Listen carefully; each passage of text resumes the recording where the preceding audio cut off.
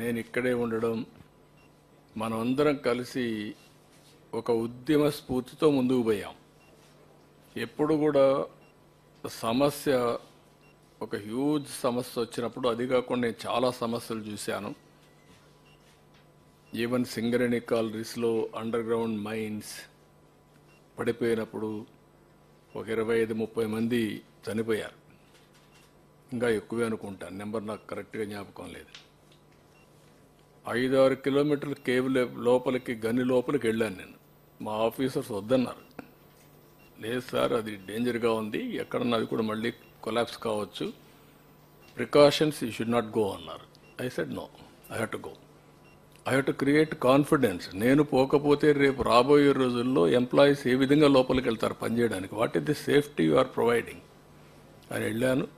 Spot చూశాను, వచ్చాను. Maximum అప్పట్లో